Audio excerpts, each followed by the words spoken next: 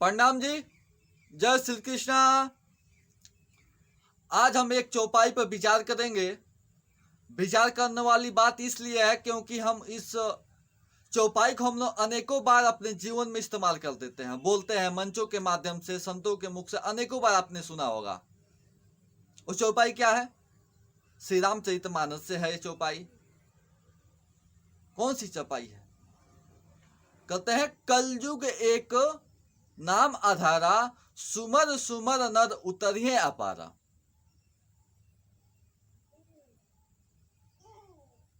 इसमें सोचने वाली क्या बात है, क्योंकि कलयुग में केवल नाम से ही उद्धार होने वाला है। अन्यथा आपको न तीर्थ में जाने की आवश्यकता है, न मूर्ति पूजा करने की आवश्यकता है, न आपको दान दक्षिण की आवश्यकता है, न आपको 4 घंटा पूजा पाठ करने की आवश्यकता है, न माला फेरने की आवश्यकता है। आप काम करते रहिए, नाम जपते रहिए। ये चौपाई कह रही है। आपको न कहीं धर्म स्थल पर जाने की आवश्यकता है, बस कुछ नहीं, न मंदिर में जाने की आवश्यकता है, न मस्जिद में जाने की आवश्यकता है। आप अपने कर्म भूमि पर रहकर धान काटते रहिए, नाम जपते रहिए। दुकान बिजनेस किए हैं, बिजनेस दुकान में है, दुकान में अपना दुकान चला रहे हैं, खाली जगह बच रहा है, जो खाली समय बच रहा है उसमें आप प्रभु की गुणगान करते रहें।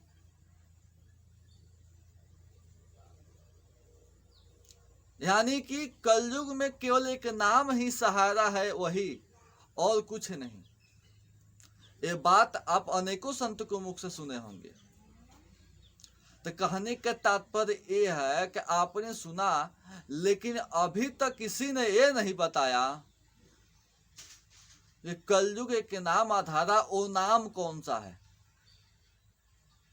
किस नाम को जप जप के, सुमर सुमर के नर उतरिए अपारा। विष्णु भगवान के नाम को जप के, कि शंकर जी के नाम जप कर, ब्रह्मा जी के, निरंकार के, निरंजन, गायत्री इत्यादि जितने हैं, आप जिस संप्रदाय से लगाव है और जिस संप्रदाय के सामने के व्यक्ति के सामने बैठेंगे वो कहेगा, जैसे कि आप राम भक्त के सामने बैठेंगे कहेगा कि राम नाम आधारा। लेकिन इस चौपाई का खुलासा रामचरितमानस की है चौपाई, लेकिन उसमें भी खुलासा नहीं हुआ कि कौन सा नाम आधारा है, कौन सा नाम का आधार है, किस नाम को हमें जपना चाहिए। इस पे हमें खुद मंथन करना चाहिए, क्योंकि मंथन नहीं करेंगे तब तक कुछ नहीं होगा। दूसरे के कहने पर न जाए, आप खुद अपनी चेतन शक्ति से इसको मंथन करें, को नाम कौन सा है। अब नहीं तो आप जिस संप्रदाय वाले के पास जाएंगे वो ऐसा कहेगा। निरंकार मिशन जाएंगे, कहेगा निरंकार नाम आधारा, एक तो ही सहारा, निरंकार एक तो ही सहारा इत्यादि ऐसे कुछ कहते हैं।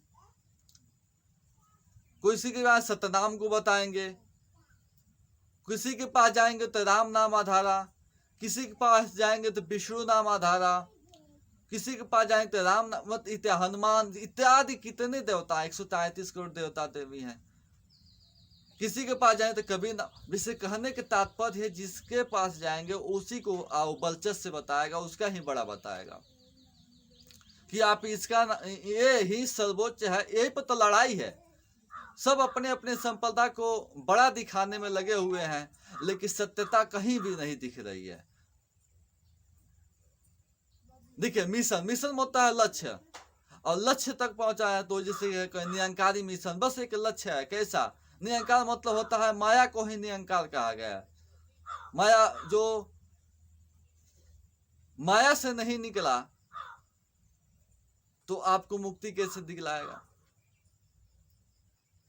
छोड़िए, हमें किसी भी संप्रदाय की बात नहीं है, तो हमें खुद मंथन करना चाहिए कि कौन सा नाम आधारा। वो एक कोई नाम आधार हो जिसको नर सुमर सुमर के भवसागर से पार हो जाए। ये हमें मंथन करने की बात है, क्योंकि सब लोग ऐसे कहते हैं कि मेरा मेरा मेरा। अब हमें समझना चाहिए कौन सही कौन गलत है। इस बात को गुरु नानक जी अपने वाक्य में कहते हैं, अपने वाणी में कहते हैं कि नानक एको सुमरिए जो जन्म मरण दुख जाए। सबसे बड़ा दुख क्या है? जन्म लेना, मरना सबसे बड़ा दुख है। क्योंकि कोई भी जीव जन्म लेता है, जितना कष्ट होता है उतने कष्ट मरते समय होता है। कहते हैं नानक एको सुमरिए जो जन्म मरण दुख जाए, दूजा के सुमरिए जो जन्मे और मर जाए। कहते हैं कि आप दूसरे की स्तुति कैसे कर सकते हैं जो खुद स्वयं बार बार जन्म लेता है और मरना पड़ता है। आप राम को क्यों सुमलते हैं जो उनका जन्म लेना पड़ता है, मरना पड़ता है। विष्णु को क्यों सुमलते हैं जो जन्म लेते हैं, मरते हैं, इत्यादि। ऐसे भी आपके नजर में, आप तो वेद शास्त्र पढ़ते भी होंगे, नहीं तो एपिसोड सबसे आसान है, मोबाइल पर देखते होंगे, आप उसमें खुद देख लेंगे। जिनको कई ऐसे भी हैं जिनको जन्म लेना पड़ता है, मरना पड़ता है। शास्त्रों में 4 प्रलय की बात आती है, नित्य प्रलय, नैमित्तिक प्रलय, प्राकृतिक प्रलय और महाप्रलय। जब प्राकृतिक प्रलय आती है तो 14 लोक तक नाश हो जाता है। जिससे पृथ्वी से 4 नीचे है, अतल, वितल, सुतल, तलातल, महातल, रसातल, पताल, और पृथ्वी से 7 ऊपर है। 14 लोक तक ये सब लय हो जाते हैं। यहाँ तक लय अक्षर ब्रह्म के अंतर्गत जितने आते हैं क्षर पुरुष, जिसे महाविष्णु कहा जाता है, वो भी लय हो जाते हैं। तो हमें किस नाम का आधार है, इस बात को हमें शास्त्रों द्वारा जानना चाहिए।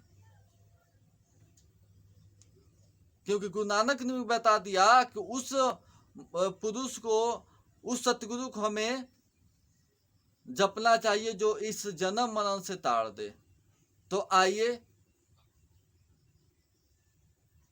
आपको गीता से एक चौपाई देते हैं, श्लोक सुनाते हैं। कहते हैं एकोपि कृष्ण कृतः परिणामो दशवासो मेधाव वृथेन तुल्य दशवासो मेथिर पुनरेति जन्म श्री कृष्ण परिणामी न पुनरः भवाय। कह रहे हैं कि एक बार भी कोई श्रद्धा प्रेम से, कोई ज्यादा नहीं, ये नहीं कि 4 घंटा, एक बार भी श्रद्धा और प्रेम से श्री कृष्ण को जानकर, कृष्ण लीला सब कोई जानता है, लेकिन कृष्ण नाम का परम तत्व को जानकर जो एक बार प्रणाम कर लेता है, उसको कोई धनवान हो 10,000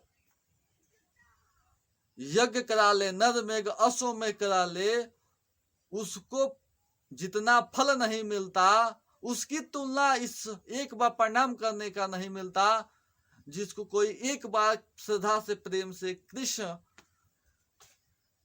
को प्रणाम कर ले तो उसको मिल जाता है। और क्या कह रहे हैं जो नीचे की लाइन में श्लोक कहती है, दशवास में थी पुनरेति जन्म, 10,000 यज्ञ करने वाले को पुनः उसको फिर से जन्म लेना पड़ता है, लेकिन श्री कृष्ण परिणामी पुनः न भवाया, जो श्री कृष्ण को प्रणाम को उसको बार बार जन्म नहीं, ये जन्म मरण से तार दे वही भवसागर है। क्योंकि हमें बार बार जन्म ना लेना पड़े, मरना ना पड़े। और